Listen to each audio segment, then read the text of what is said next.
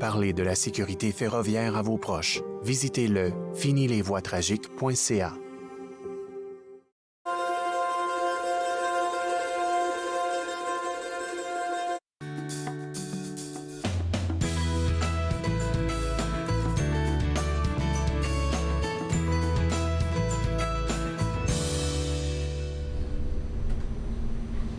Bonjour et bienvenue à Entre nous, exclusivement sur les ondes de TV Rogers. Je suis Claude Andrea Bonny. Je me ferai un réel plaisir de passer la prochaine heure avec vous.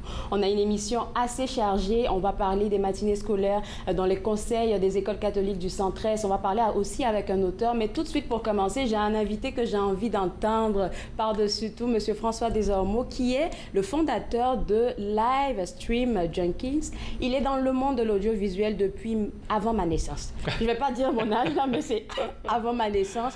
Mais oui. Comment vous avez finalement monté ce projet-là qui date de quoi? Avant la pandémie, il me semble? Oui, effectivement. À Livestream Junkies, on a incorporé l'entreprise juste avant la pandémie, ne sachant pas que la pandémie nous était pour nous frapper.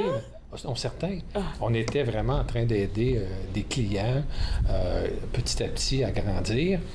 Et puis, j'ai dit, bon, ben, on va en faire une compagnie. Et puis, bang, quelques mois plus tard, la pandémie nous frappe. Et là, c'est l'explosion. On a été tellement occupés à aider les clients à partir du présentiel à aller en virtuel pendant 2 ans. Je pense qu'on est rendu à plus de 2000 émissions en direct qu'on fait. Alors, l'équipe a grandi en 2 ans rapidement. Et puis là, ben, c'est la post-pandémie. Puis là, on est dans le format hybride et beaucoup de production vidéo aussi parce que, bon, nos gens qui travaillent à Livestream Junkies, ce sont tous des gens avec un background en télévision, en production télé, tout ça. Donc, on a vraiment la touche pour la production vidéo. On adore ça. Alors, avant 2020, donc avant mars 2020, avant la pandémie, vous avez eu l'idée, vous avez lancé le projet. Et 2020 arrive, il y a la pandémie et tout se fait en virtuel. Est-ce que vous étiez vraiment préparé à cette grosse demande-là?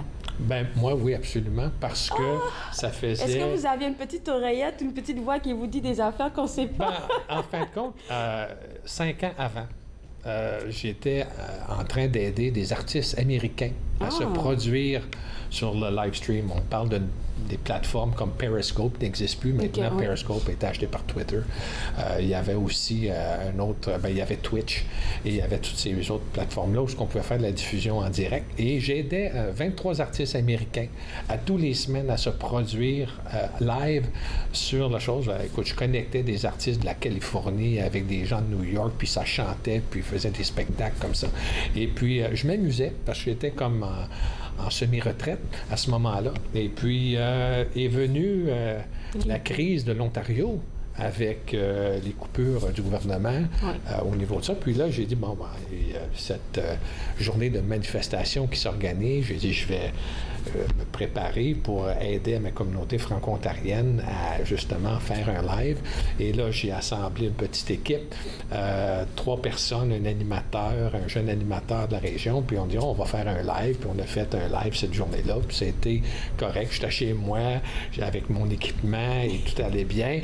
Puis là, ben, on a commencé à faire plus de live, puis là, c'était une raison un petit peu avant la pandémie. Puis là, j'ai dit, bon, j'ai dit, c'est peut-être le temps de me relancer en affaires, parce que Livestream Junkies, c'est quand même ma 14e entreprise. Wow! Et puis, finalement, ben, j'ai dit, OK, on va faire une entreprise, on va appeler ça Livestream Junkies. Puis le mot Junkies, les gens me posent la question. C'est assez... ouais. En tout cas. Mais c'est accrocheur un peu. Oui, c'est ça. C'est frais. On est un peu des accros, hein, des junkies, de l'adrénaline qu'on a lorsqu'on fait du live, puis lorsqu'on fait une belle production en direct avec la complexité de la technologie aujourd'hui qui est disponible. Je pense qu'on a un sens d'euphorie qui est là, puis on reste accroché à ça, puis on aime ça. Fait que je pense que mon équipe, ma jeune équipe, aime beaucoup faire des lives, et puis finalement, ben, le junkie vient de là. T'sais. C'est vraiment très accrocheur le nom que vous avez donné à votre entreprise. Et puis là, la pandémie est lancée, vous avez pu couvrir, hein, c'est partout au Canada, on a parlé de plus de 2000 vidéos, c'est pas seulement ici dans notre région, c'est vraiment partout au Canada. Oui. Comment vous avez fait les contacts? Je suppose qu'après tant d'années dans le monde des... Oui, bien c'est facile parce qu'à un moment donné, quand tout devient virtuel, à un moment donné, il y a des émissions en direct qu'on produit et puis on a des gens qui viennent de partout parce que là, les gens se promènent plus pendant la pandémie. Oui. Donc, les gens de Vancouver, de l'Alberta, même en France, en Belgique et tout ça, on a eu des invités de partout qui se joignaient justement à nos productions. Et puis, c'est comme ça qu'on a fait des contacts. Aujourd'hui, on a des clients un peu partout à travers le Canada, beaucoup en Ontario, beaucoup francophones parce qu'on est des franco-ontariens.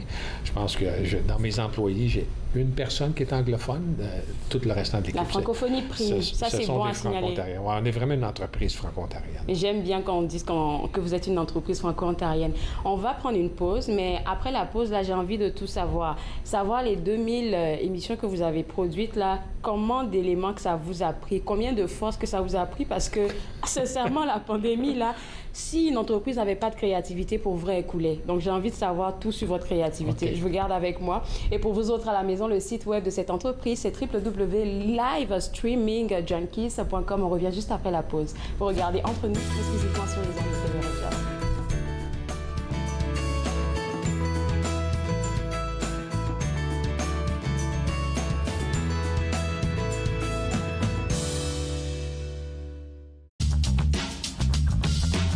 Cette émission est présentée par Télé-Élan. Vous êtes enfin aux commandes. Pour en savoir plus, visitez Rogers.com.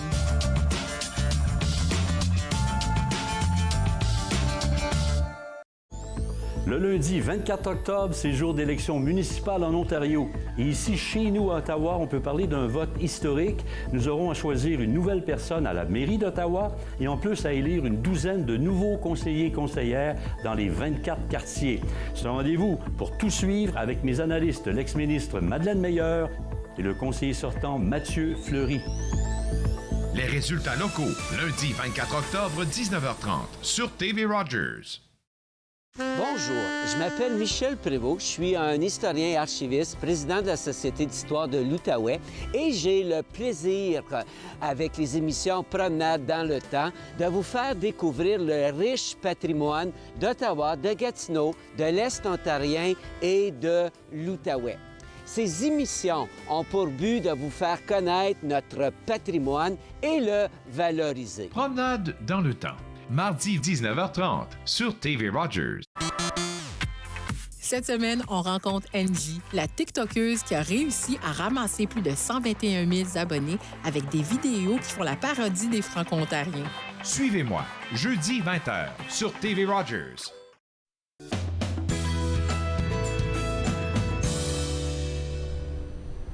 De retour Entre nous, exclusivement sur les ondes de TV Rogers. On parle toujours du monde de l'audiovisuel qui a énormément évolué, sincèrement. Et j'en parle avec le propriétaire de l'entreprise Livestream Junkies, M. François Desormeaux, je vais encore le dire, qui est dans ce monde depuis avant ma naissance et il m'apprend beaucoup d'affaires. Et on va parler de la créativité. Il y a quelque chose que j'ai envie de savoir. La technologie, là, ça n'arrête pas d'évoluer. Comment vous arrivez à garder le cap et à offrir un meilleur service à vos prestataires? Bien, je pense qu'il faut comprendre un peu pourquoi les gens viennent à Livestream Junkies. Le défi technologique, surtout, même aujourd'hui, après la pandémie, en format hybride, c'est plus complexe que même juste le virtuel. Pour eux, au début de la pandémie, c'était difficile, le virtuel. Ils ne connaissaient pas bien Zoom. Ils voulaient quand même avoir une visibilité rehaussée dans leurs événements. Donc, on les accompagnait non seulement au niveau de la technologie, souvent c'était notre porte d'entrée, et puis, mais une fois qu'on était avec le client, là c'était OK, comment est-ce qu'on va rehausser l'aspect du jeu de caméra, l'aspect visuel, parce que tout le monde fait les mêmes choses. C'est le présentateur, la PowerPoint, le présentateur, la PowerPoint, et voilà. Et dans le Zoom que tout le monde a apprivoisé pendant la pandémie, on s'entend que c'est, en télévision, on dit des talking heads, c'est des gens qui parlent dans une boîte carrée. Nous, on prend tout ça puis on dit, OK, non, on va rehausser l'image, on va développer du graphique, un habillement graphique pour tout ça. On va mettre la dynamique avec la PowerPoint. Même vos graphiques sont animés. Oui, effectivement, ben, c'est ce qu'on veut faire. Puis même si les budgets seraient là, on ferait même de la vidéo pour remplacer le PowerPoint. pour vraiment rendre ça comme une émission de télévision, parce que notre background, c'est de la télé, c'est de la production télévisuelle qu'on fait, puis on le fait dans le live stream. Donc, pour nous, le téléspectateur ou le participant à une conférence, une formation virtuelle ou en format hybride à la maison, c'est facile de changer de poste, c'est facile d'être distrait, de tomber sur son téléphone pendant que la conférence a lieu. On n'a pas de façon de mesurer l'attention du téléspectateur. Mais nous, avec notre background de télévision, on sait très bien que c'est facile. Puis il faut vraiment capter puis garder l'attention du téléspectateur. Donc, on met toute l'énergie, fait que le jeu de caméra, les plans de caméra, on fait des présentations à 2, 3, 4 caméras souvent, justement pour agrémenter, donner une dynamisme à la conférence ou à la formation qu'on fait pour nos clients. Mais on a fait tellement de différents projets. On a fait de l'artistique, on a fait de la musique, on a fait des cours en ligne, on a développé des cours en ligne pour nos clients, que la petite conférence à la conférence de 2, 3 jours avec une quarantaine de participants de partout. Alors, vraiment, et on a développé de la technologie aussi pour nous aider justement à aider à nos clients dans le processus de faire une réussite de leur événement. Fait qu'on prend vraiment leur vision.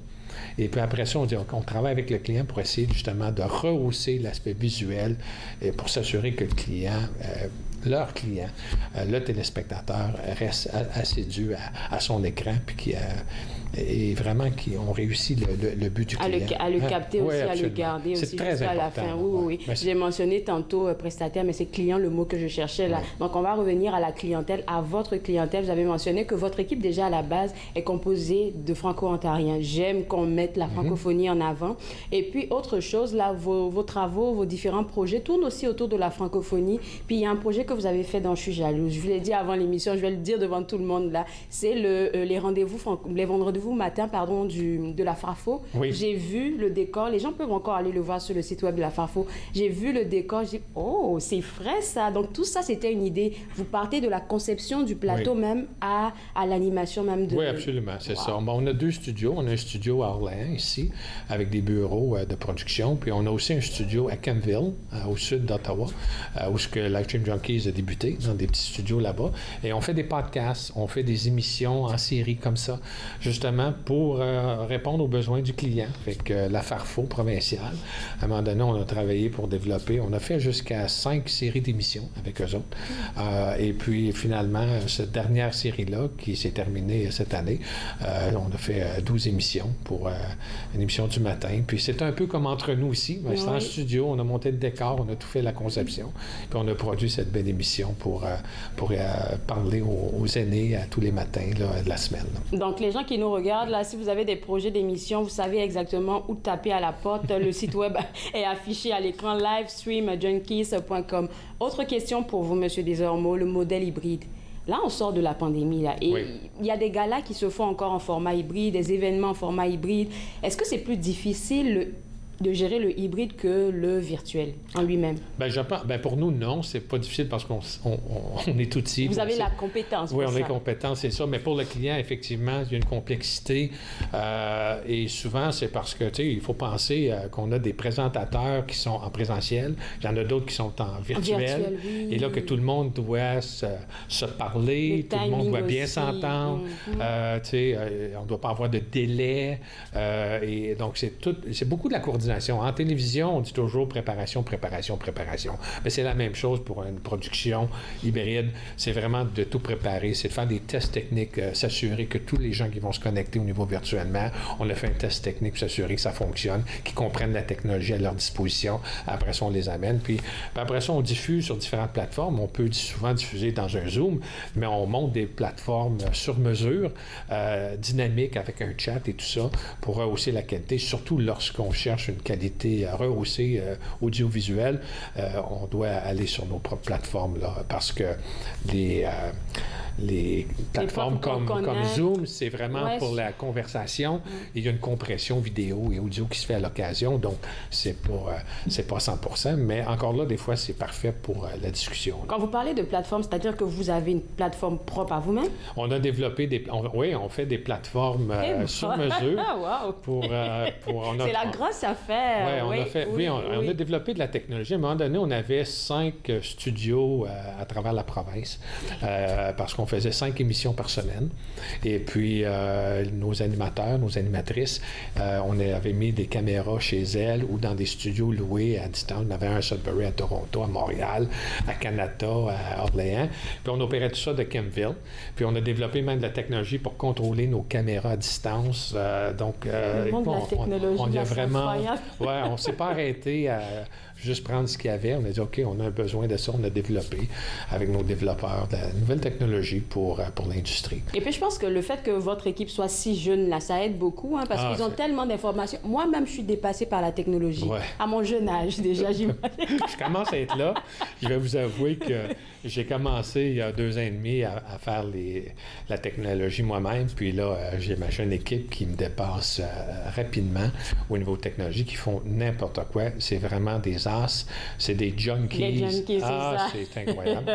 Sans cette équipe-là, on ne serait pas où ce qu'on est aujourd'hui. Là. Merci beaucoup, M. Desormeaux. Et puis, écoutez, on va demander aux gens qui nous regardent en ce moment de vous visiter sur votre site web. Et puis, pour pouvoir avoir peut-être... Je sais qu'en 24 heures, vous pouvez avoir une réponse si vous faites une demande. J'ai vu ça sur le site web. Donc, si vous voulez plus d'informations ou bien même, je vous invite même à travailler avec eux, ça sera au www.livestreamjunkies.com. On va prendre une pause et juste après la pause, on va parler de l'histoire du cinéma Pine. Vous regardez Entre nous, exclusivement sur les ondes de TV Rogers.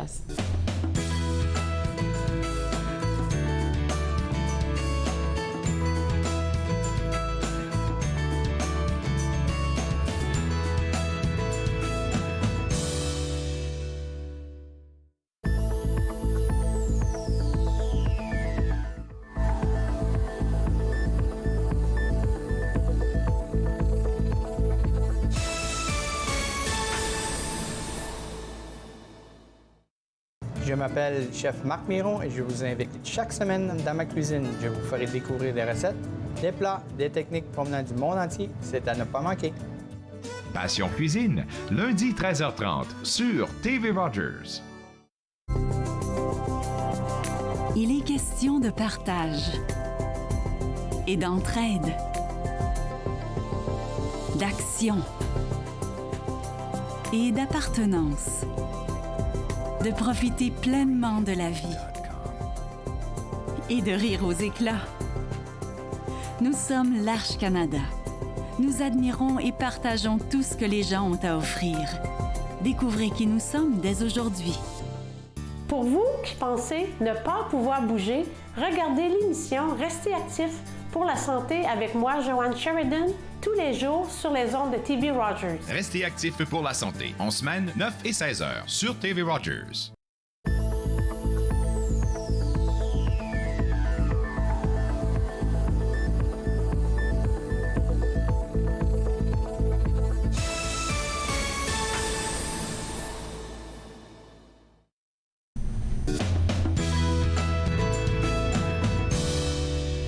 De retour entre nous exclusivement sur les ondes de TV Rogers, le cinéma Pine de Sainte-Adèle.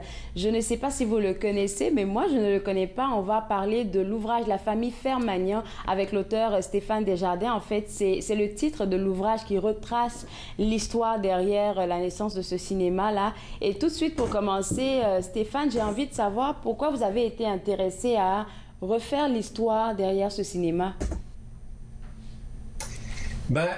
C'est parce que le propriétaire du cinéma, Tom Fermagnan, est un ami à moi. J'ai été chroniqueur de cinéma pendant 20 ans et j'ai couvert des films dans son théâtre.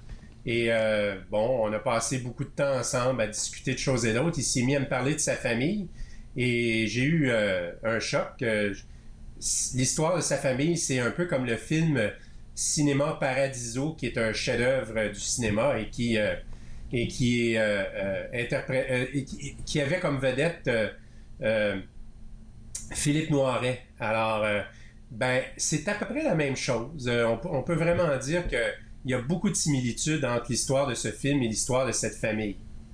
Et j'ai pu lire que, comme on vous parlait du film là, qui fait référence à ça, je vais lire ici que Tom, c'est-à-dire votre ami Tom, avait des attraits de l'un des acteurs du film dont vous avez parlé tantôt, qui était quelqu'un qui était vraiment amoureux. En fait, l'histoire du film Cinéma Paradiso, c'est l'histoire d'un jeune homme dans un petit village qui devient projectionniste qui se lie d'amitié avec le projectionniste du cinéma et qui devient lui-même projectionniste et plus tard devient cinéaste célèbre, etc., etc. Mais dans ce cas-ci, Tom est né dans le cinéma. Sa famille logeait dans un appartement au-dessus de la marquise du cinéma et la porte s'ouvrait puis ça donnait sur la salle de projection.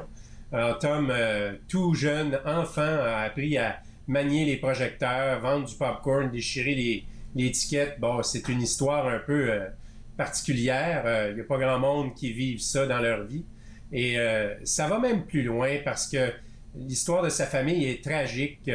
Ça remonte au génocide arménien. Est-ce qu'on pourrait en savoir plus?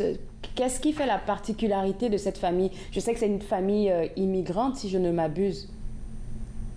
Oui, bien, c'est ça. C'est pas parce que le théâtre est situé à Sainte-Adèle que ça n'intéressera pas vos auditeurs. C'est vraiment une histoire très impressionnante qui a beaucoup intéressé les presses de l'Université d'Ottawa. C'est que pendant le génocide arménien, la famille de Tom, les parents de Tom habitaient dans un petit village reculé en Arménie qui était à ce moment-là dans le pays, en Turquie.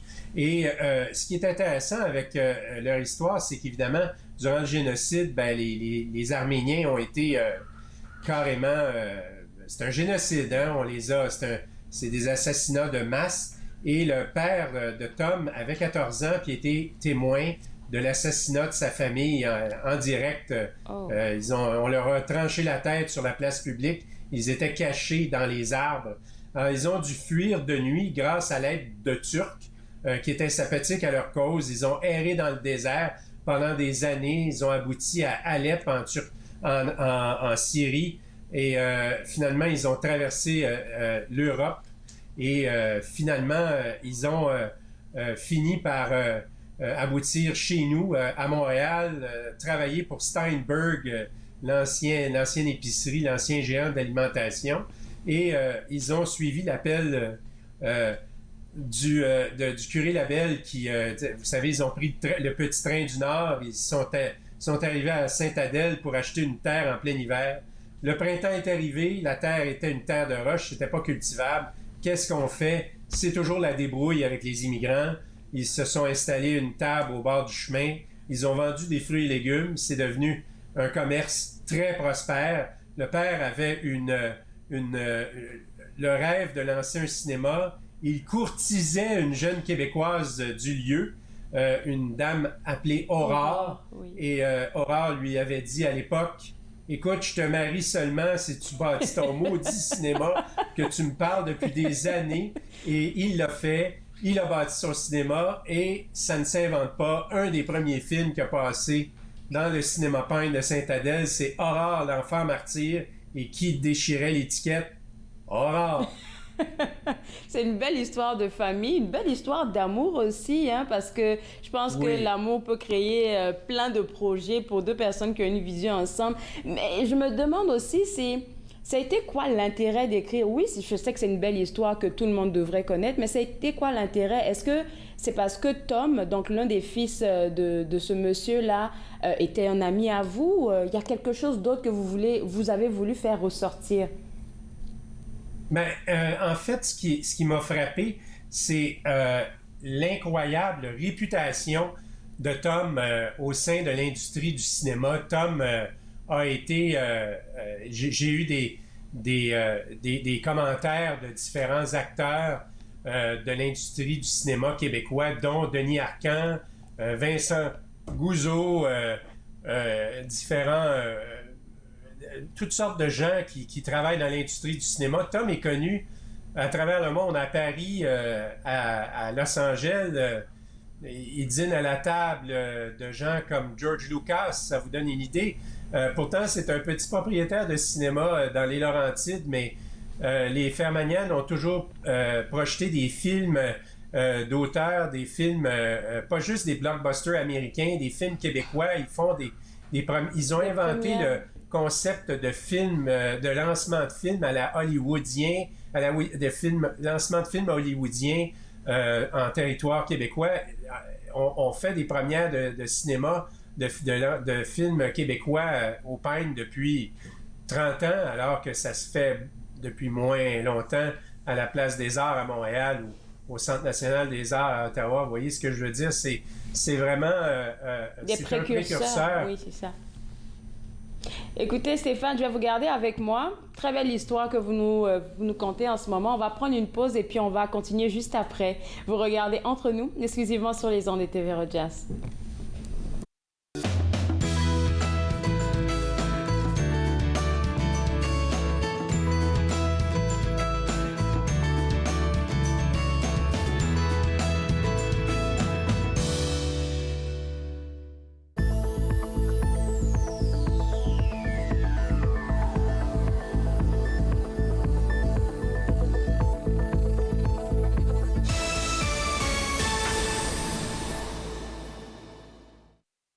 Ici Jean-Marie Vianney. À chaque semaine, je vous ferai découvrir des personnalités provenant de différents milieux.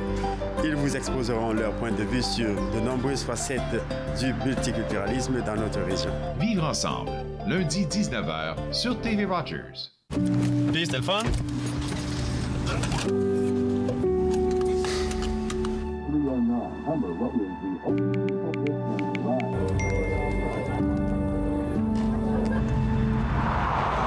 Regarde l'auto.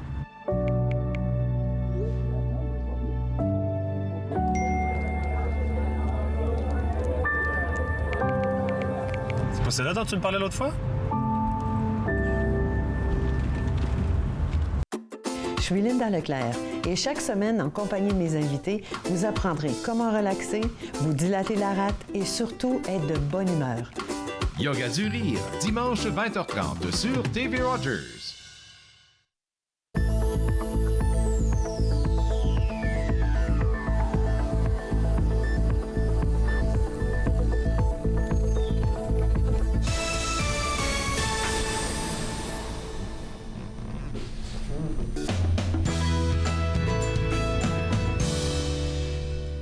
De retour Entre nous, exclusivement sur les ondes de TV Rogers. On parle toujours de l'ouvrage La famille Fermanian avec l'auteur Stéphane Desjardins. Et cet ouvrage-là retrace un peu l'histoire du cinéma Pine de Sainte-Adèle. Et il en a parlé parce que je pense que c'est un peu un projet qui était cher à votre cœur. Parce que vous connaissez le fils Tom Fermanian qui est l'un des précurseurs du monde du cinéma au Québec, parce qu'il a fait des affaires qui n'étaient pas faites auparavant. En fait, Tom est un amateur de technologie invétéré. Il a été le premier à introduire le son Dolby Stereo dans un cinéma au Canada. Un des premiers à introduire le son THX aussi. Du temps qu'avant les projecteurs numériques actuels, les films étaient projetés sur pellicule de plastique. J'en ai rembobiné beaucoup avec lui au milieu de la nuit en discutant cinéma. C'était un sport, je dois vous dire, c'est pesant. Donc, les projecteurs, c'était des projecteurs à argon, les mêmes types de projecteurs qu'on retrouve dans les phares des voitures d'aujourd'hui. Et Tom avait toujours les meilleures conditions de projection, il y avait les meilleurs projecteurs, etc. Tellement que certains cinéastes se déplaçaient jusqu'à Sainte-Adèle pour projeter leurs films dans des conditions réelles pour voir si tout allait bien en plein milieu de leur montage.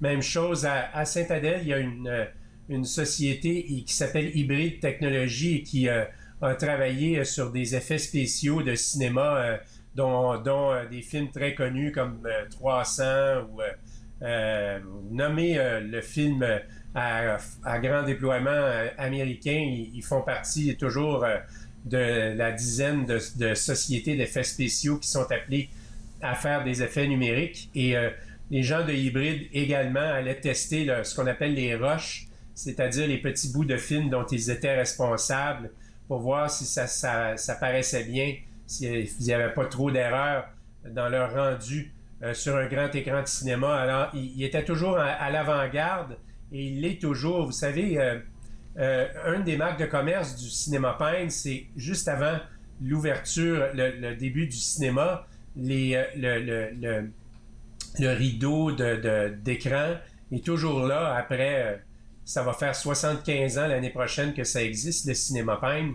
Ben lui, il a gardé ses rideaux parce que ça fait partie de la magie du cinéma. Quand il lance un film, on pèse sur un bouton et les lumières baissent, le rideau s'ouvre, la magie opère. Donc, ils ont voulu vraiment garder cet aspect, comme vous l'avez mentionné, aspect magique, qui n'a rien à voir avec, je ne dis pas que c'est pas bon, qu'est-ce qu'on a en ce moment, mais qui n'a rien à voir avec ce qu'on a l'habitude d'avoir comme expérience quand on part au cinéma en 2022. C'est pas pareil. Alors, dites-moi un peu, ça vous a pris combien de temps pour écrire ce livre? Parce que oui, vous connaissez Tom, vous avez eu des discussions constructives avec lui qui vous ont aidé à créer le contenu de l'ouvrage, mais je me dis, il y a eu d'autres recherches sûrement. Ça m'a pris environ 4 ans à temps partiel, y compris les dernières étapes. Vous savez, écrire un livre, c'est 80% de recherche, 10% de rédaction, 10% de réécriture. Vous connaissez l'expression ancienne, 100 fois sur votre métier, remettez votre ouvrage de Boileau. Alors, tellement qu'à la fin, je vais être franc avec vous, j'étais écœuré d'y travailler. J'étais plus capable de voir les épreuves qu'il fallait vérifier, contre-vérifier, revérifier. C'est un travail journalistique, c'est un travail d'historien amateur. Quand on vous nomme un fait, il faut le vérifier auprès de 2 sources. Dans les écoles de journalisme, on dit souvent, si votre maman vous dit qu'elle vous aime, allez vérifier auprès d'une autre source. Ben, c'est un peu ce genre de travail que j'ai fait pendant 3 ans et demi. Dites-moi un peu, quelle a été la réaction de Tom si éventuellement il a eu accès à cet ouvrage-là? Qu'est-ce qu'il en a pensé? Pour être bien certain de la véracité historique, je lui ai fait lire avant publication et il m'a d'ailleurs indiqué certaines erreurs que j'avais faites. Il est très, très heureux. La famille est très heureuse. La famille élargie. Vous savez, Tom a 2 enfants, dont un, Perry, a repris le cinéma. C'est bien ça. Et il y a une famille arménienne élargie. Ils étaient tous là au lancement du livre dimanche dernier au Cinéma Pine. Nous avions invité Alain Choquette et Robert Charlebois, qui sont des amis de la famille. Alain Choquette, le magicien, a même commencé sa carrière de magicien sur la scène du Cinéma Pine il y a 40 ans. Tous ces gens-là étaient très, très heureux, très, très heureux que, en fait, on comprenne la contribution de cette famille à dans l'industrie à la culture québécoise, canadienne, parce que vous savez, quand on arrive du bout du monde comme ça, on s'installe dans un pays étranger, puis on devient une famille de notables d'un des villages importants du nord de Montréal, ben c'est quand même une contribution importante quand on fait en sorte que les films québécois composent 40% du menu de nos films qu'on présente chaque semaine. C'est quand même pas rien. C'est un des rares cinémas où on peut voir des films faits ici. Moi, je me souviens d'avoir vu des films qui n'ont jamais été présentés ailleurs, des films d'auteur ou des films canadiens qui n'ont jamais été présentés ailleurs, canadiens-anglais même, qu'on voit pratiquement jamais au cinéma. Les Fermanian les projettent parce que pour eux, ils en font une affaire personnelle. Pour eux, la cinématographie nationale, c'est quelque chose qui contribue à notre qualité de vie, à notre identité. Moi, j'ai l'impression que ça pourrait faire aussi, votre ouvrage pourrait faire un bon film. Mais je lance ça dans l'univers, je dis ça juste comme ça. Écoutez, merci beaucoup pour ce partage. Et puis, on va inviter les gens à visiter le site web pour pouvoir avoir accès à votre ouvrage. Je vous souhaite bon succès. Ben merci, ça se vend déjà bien. Alors, c'est un livre assez agréable à lire. Merci de me donner l'opportunité de l'exprimer. C'est une histoire qui sort de l'ordinaire. Alors, bonne lecture. Merci encore. Merci à vous. Alors, pour vous autres à la maison, pour avoir accès à l'ouvrage de la famille Fermagnan, ça sera au www.presseyouottawa.ca. C'est le site web à visiter. Nous, on va prendre une pause et après la pause, on va parler de la journée de la vérité, de la réconciliation avec notre chroniqueuse Nathalie Coutou de la boutique d'art autochtone Kewa. Vous regardez Entre nous, exclusivement sur les ondes de TV Rogers.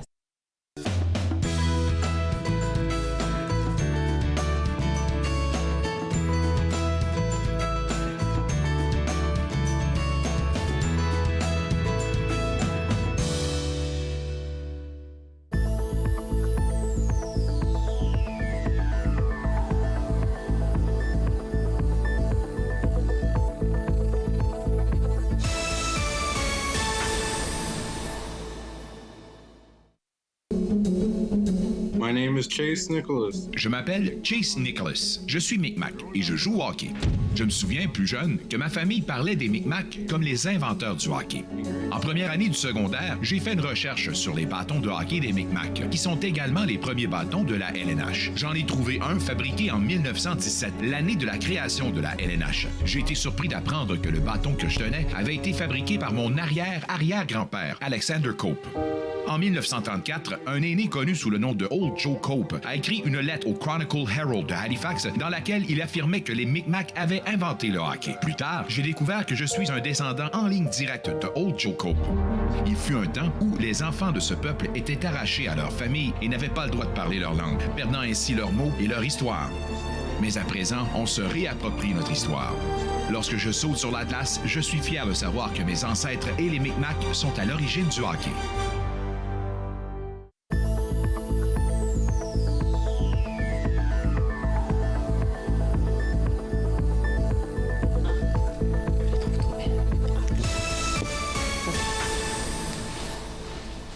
Secondes, fait que là, je m'assois.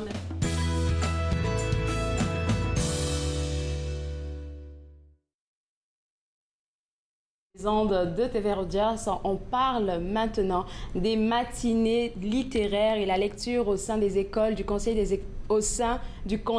écoles catholiques du Centre-Est, et avec moi Nancy Dion qui est bibliothécaire en chef, et on a beaucoup de choses à partager. On en jasait un peu durant la pause. Première des choses, votre titre, ça veut dire quoi, bibliothécaire en chef?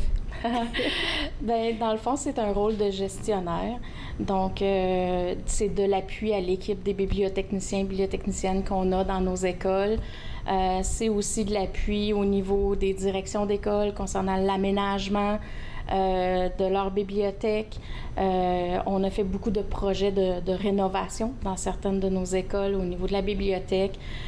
C'est des projets comme les matinées littéraires, donc du rayonnement littéraire à la grandeur de nos écoles du Conseil, et trouver des moyens de susciter l'intérêt à la lecture chez nos élèves. Rayonnement littéraire francophone par-dessus tout. Oh. J'aime bien que vous mettiez l'accent sur la francophonie. On va parler des matinées littéraires un peu plus tard, mais j'ai envie qu'on rappelle un peu aux parents combien c'est important la lecture pour les jeunes. Un élève qui lit, c'est un élève qui réussit. C'est très important. En tout cas, moi, dans ma carrière, j'ai jamais vu un grand lecteur qui ne réussissait pas à l'école. Ça vient avec. C'est aussi la découverte de l'ouverture sur le monde, de comprendre les gens, de comprendre le fonctionnement de la société. Ça développe l'empathie. Ça développe plein de choses, autant des connaissances avec la littérature, des documentaires, parce que toutes sortes de types de lecture. Il n'y a pas seulement les romans ou les albums jeunesse. Il y a aussi le côté documentaire qui est très intéressant, particulièrement chez nos garçons, qui aiment beaucoup ce type d'écrit. Donc, c'est important d'ouvrir nos connaissances, les connaissances générales, et puis de s'évader aussi. Parfois, c'est s'identifier à des protagonistes dans les histoires. C'est peut-être c'est ce qu'on appelle un peu les romans miroirs aussi, les romans réalistes. Les romans miroirs, c'est quoi? Parfois, c'est un livre qu'on s'identifie en tant que personnage. Le personnage vit des événements que nous aussi, on vit. Donc, on peut voir comment le personnage... On grandit avec le personnage. Exactement. Exactement. Je comprends. Alors, moi, j'ai une question qui me vient à l'instant, c'est les médias sociaux. Je sais que c'est un vrai, je vais le dire en anglais, là, un vrai battle entre le fait on demande aux jeunes de laisser ces petits téléphones-là avec les médias sociaux et de prendre un livre et lire. Comment vous arrivez à les intéresser? Avec des livres intéressants, premièrement. Bonne réponse. C'est quoi les livres intéressants? C'est quoi qui intéresse les jeunes? Bien, souvent, c'est surtout à la période de l'adolescence là, qu'on s'identifie avec les réseaux sociaux, là, beaucoup à cette période-là. Donc, des livres qui les interpellent, c'est de leur demander qu'est-ce qui les intéresse et puis d'avoir l'offre de ces livres-là qui les intéressent. Ça peut être, justement, comme je disais tantôt, des romans miroirs. Ça, c'est une période que ce type de roman-là est important pour nos élèves. Ça peut être par des piqûres de lecture aussi. C'est quoi les piqûres de lecture? On va tout savoir aujourd'hui. Des piqûres de lecture, dans le fond, je vous parle d'un livre, mais je vous en dis juste assez pour... Un résumé. Oui, tentez votre intérêt, et puis je vous en dis pas trop pour pas voler le goût. C'est ça, c'est juste assez pour vous donner le goût de le lire. Et plus on en parle des livres, plus on va donner le goût de la lecture. Alors, c'est l'une de vos stratégies parce que j'ai vu que votre personnel a des stratégies spécifiques qu'on ne va pas mentionner en live, mais au conseil, vous avez des stratégies pour vraiment intéresser ces jeunes. Donc, on parle par exemple de la piqûre de la lecture, mais est-ce que vous avez d'autres stratégies? Exemple, en bibliothèque, il y a toujours des expositions thématiques qui sont en cours. Comme en ce moment, si on allait dans une école, il y aurait certainement des livres d'Halloween de sortie. Au secondaire. Oui. Au secondaire, ça serait probablement des romans frissons ou horreur, parce qu'on est dans la période de ça. Quand l'Halloween sera terminé, là, on va tomber avec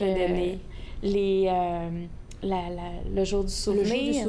Le jour du souvenir. Donc, c'est ça. À chaque période, il y a une thématique et puis on met en avant les livres de cette thématique-là. Donc, on suscite l'intérêt là aussi. Une autre chose qu'on fait, c'est de sortir de nos rayons, mais à l'intérieur des rayons, les livres, d'en mettre en présentation sur un petit chevalet au bout des rangées, des tablettes. À ça. Oui, Okay. des dos de livres, là, dans une bibliothèque. Il n'y a pas grand monde qui suscite le goût de lire avec ça. Donc, c'est souvent par la page couverture qu'on se dit « Ah, ça a l'air bon, ça ».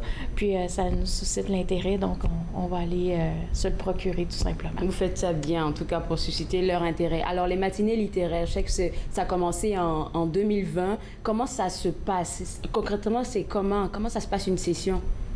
OK. Donc oui, effectivement, on a commencé au tout début de la pandémie. L'objectif était de donner un moment de répit aux parents pendant un petit 45 minutes, faire un peu comme l'heure du dodo, l'heure du conte avant le dodo. Et puis, ça a eu un grand succès, donc on a décidé de poursuivre l'aventure. Mais par contre, là, on l'a changé en matinée pour intégrer tout le volet pédagogique avec le livre. Donc, dans le fond, à chaque mois, on reçoit un auteur qui vient nous présenter son œuvre. Donc, on a une partie un peu introduction, on parle avec l'auteur, il nous explique d'où l'histoire, l'inspiration de cette histoire. Il nous explique parfois son processus d'écriture et tout ça. Il fait l'heure du conte, donc l'auteur lit son histoire. Et par la suite, on a toujours une école vedette qui est associée à chaque mois. Et puis, on a fait vivre des expériences pédagogiques, des activités pédagogiques avec les élèves de cette école-là qu'on présente à tout le monde sur notre chaîne YouTube du Conseil. Et puis, On a aussi une piqûre lecture, comme je vous parlais tout à l'heure. Il y a un bibliotechnicien ou une bibliotechnicienne qui fait une piqûre lecture d'un de ses livres coup de cœur et puis qu'on présente. En tout cas, tout pour intéresser les jeunes là. Et puis, on le disait tantôt dans notre petite discussion avant notre entrevue, que le fait d'exposer les jeunes aux auteurs même, ça leur permet de prendre conscience de tout le processus d'écriture qui se cache en arrière d'un roman et pourquoi pas peut-être les inciter à écrire une histoire. On ne sait jamais. Absolument. C'est important que nos élèves comprennent que même en tant qu'adultes, on écrit, on révise et on révise. On révise et la maison d'édition nous revient avec des corrections encore. C'est pas Jojo, ça. Non, effectivement. Donc, le produit final qu'on voit dans nos mains avec l'album ou le roman, il y a eu énormément de versions avant d'arriver là. Donc, c'est important que nos élèves comprennent tout le travail. Donc, quand eux aussi ont des productions écrites à faire, c'est normal d'avoir plusieurs versions, de se relire à haute voix. Ça, c'était un conseil d'André Poulain, d'ailleurs, qui avait donné à nos élèves, une fois que tu as écrit ton texte, de le relire à haute voix, voir la sonorité de tes phrases. Parfois, il y a des petites choses qui clochent, tu vas aller changer des mots. Donc, c'est un bon conseil à ce moment-là. Puis de voir que parfois, l'inspiration d'un auteur, c'est parti d'un petit fait quotidien, d'un petit rien, puis c'est devenu une belle histoire. Donc, les élèves, souvent, ils ont un peu le syndrome de la page blanche, là, ils savent pas quoi écrire.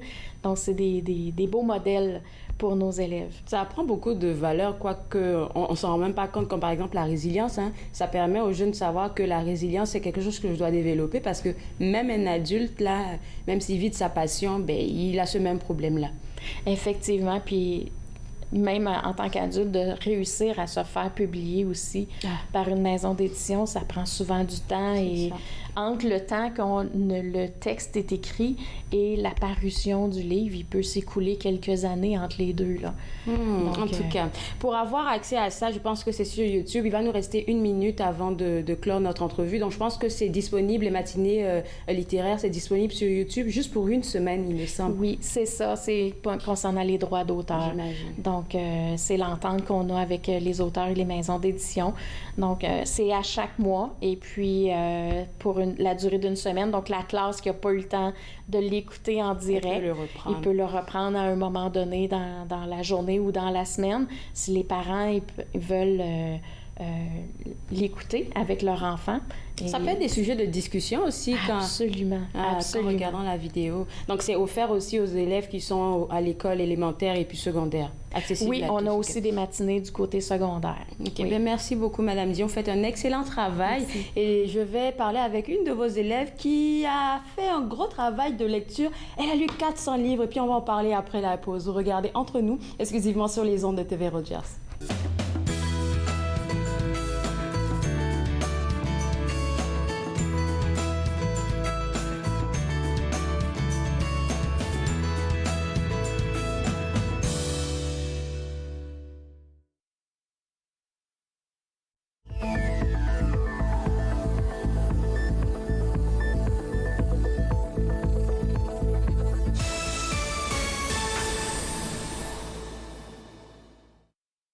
Ici Jean-Marie Vianney. À chaque semaine, je vous ferai découvrir des personnalités provenant de différents milieux.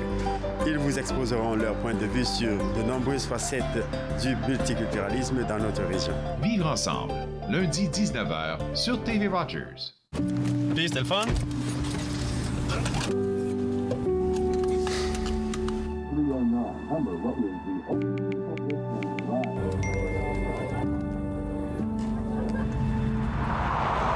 Regarde l'auto.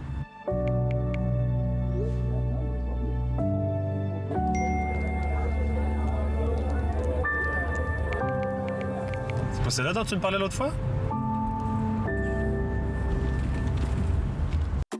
Je suis Linda Leclerc et chaque semaine, en compagnie de mes invités, vous apprendrez comment relaxer, vous dilater la rate et surtout être de bonne humeur. Yoga du rire, dimanche 20h30 sur TV Rogers.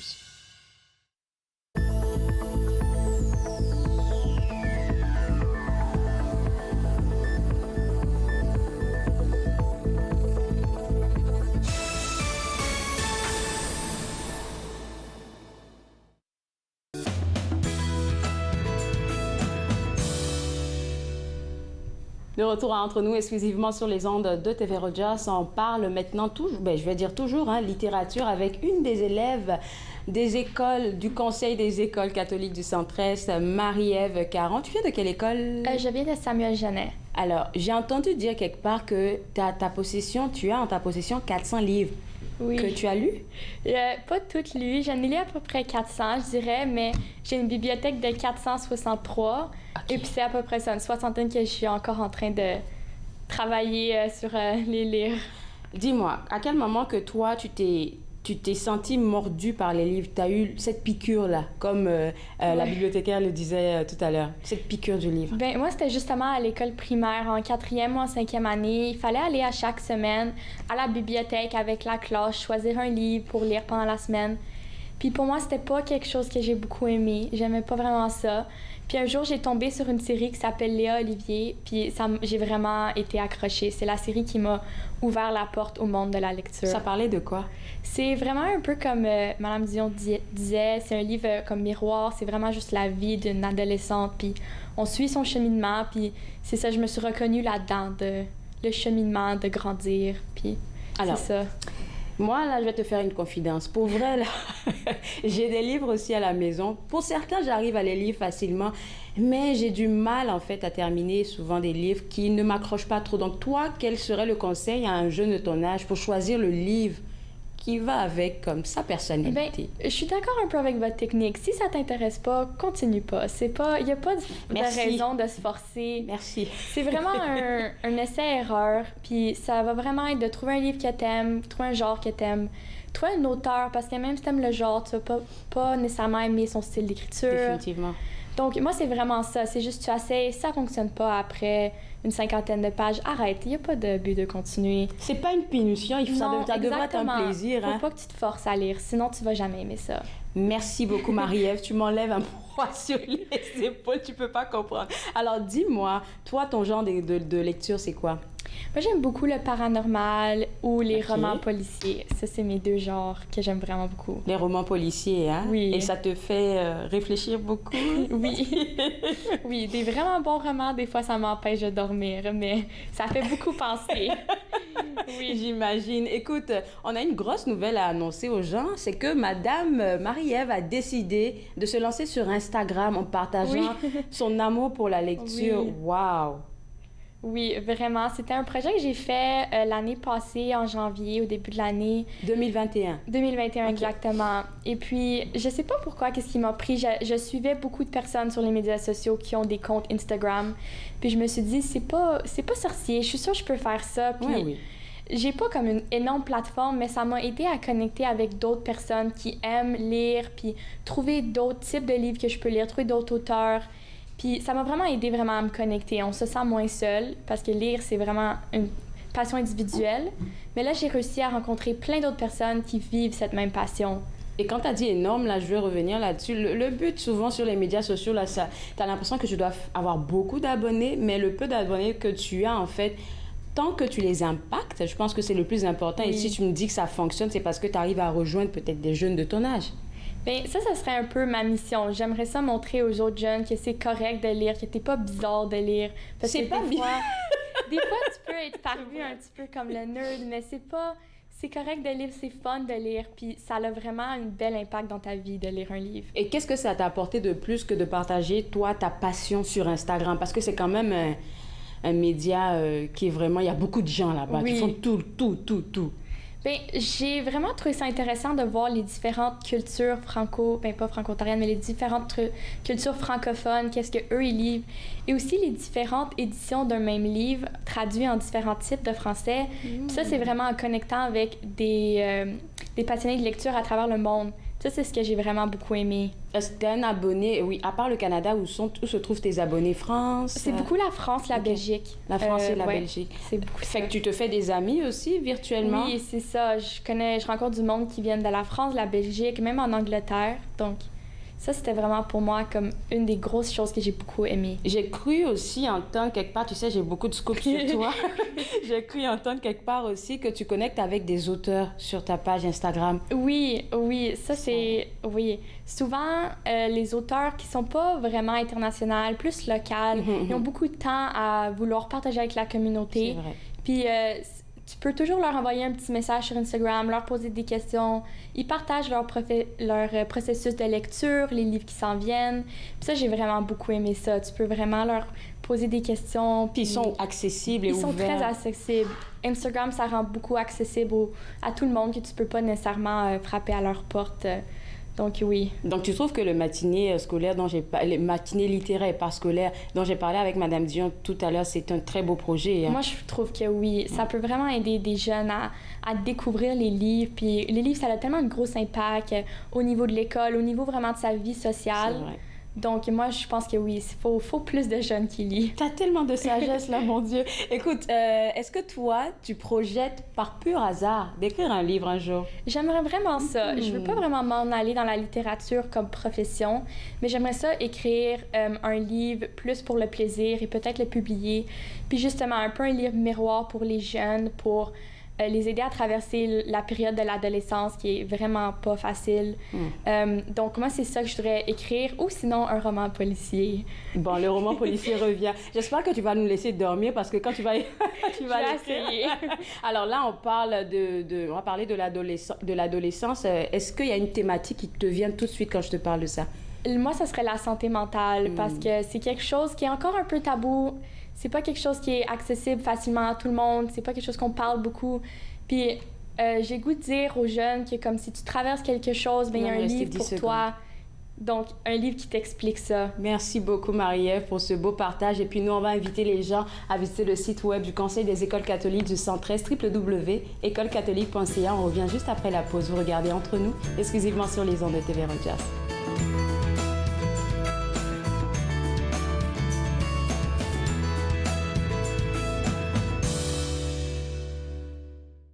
Ce ne sont pas les plateaux lourds ou le rythme rapide qui rendent la tâche difficile. Ce n'est pas le rythme effréné des demandes des clients. Ce n'est pas le patron qui vous demande de travailler un autre quart de travail à cause d'une collègue malade. Ce qui est difficile, c'est quand vous réalisez qu'un client a atteint sa limite d'alcool et que vous devez prendre la décision de refuser de le servir. Refuser de servir de l'alcool, ce n'est pas personnel, c'est la loi. Merci aux serveuses et aux serveurs de l'Ontario qui s'acquittent de leurs tâches difficiles. Nous savons que ce n'est pas facile, mais nous comptons sur vous pour assurer notre sécurité. Bonjour à tous et à toutes. Cette année, du 25 au 29 octobre, je participerai à la rencontre annuelle virtuelle de l'Assemblée de la francophonie de l'Ontario. Un événement qui soulignera la pluralité franco-ontarienne, nos diversités, nos accents, nos couleurs, nos racines issues du monde entier. Je suis Claude-Andrea Bonny de l'émission Entre nous, diffusée sur TV Rogers, et j'aurai le plaisir d'animer ce congrès. Alors si toi aussi tu veux montrer avec fierté que tu fais partie de cette grande communauté plurielle, inscris-toi dès maintenant, monassemblée.ca.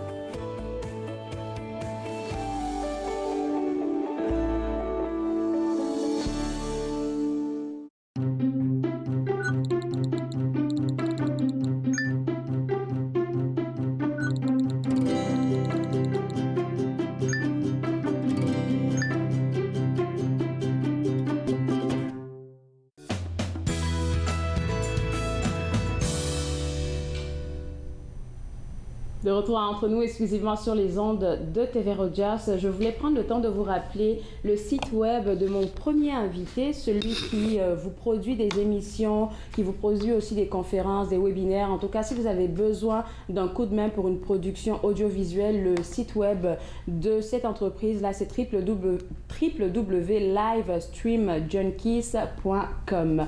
Écoutez, j'ai pas pris le temps de vous dire, que cette semaine, encore une fois, je suis habillée par par Stéphanie Davis Design, ma styliste. Et si vous voulez avoir accès à elle, c'est très facile, www.sdavisdesign.ca. Je me suis fait le plaisir de passer cette heure avec vous. On sera de retour demain en live à partir de 11h. Et demain, je vais parler avec mon cher Jean-Paul Moreau. Mais cette fois-ci, il ne sera pas là comme chroniqueur, mais il viendra pour parler de ses émissions qu'il présente à Unique FM. On va aussi s'intéresser aux projets et activités que propose l'ACFO Ottawa et on va parler avec un auteur qui a publié aux éditions Interligne. Vous savez que cette saison, c'est la saison de la rentrée, c'est la saison de plein d'affaires et demain on parlera littérature encore une fois avec un auteur des éditions Interligne. Tout ça et bien plus demain à partir de 11h en live. On espère vous y retrouver. Bye bye.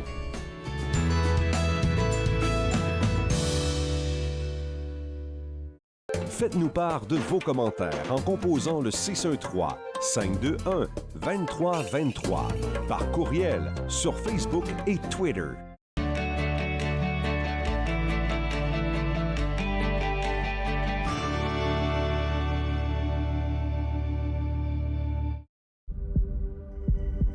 On peut souffrir, être blessé, être écorché, ralenti, désemparé, même paralysé. Mais rien ne peut nous abattre, car nous sommes bâtis sur des fondations solides, inébranlables comme notre mission. Combattons. Combattons ensemble.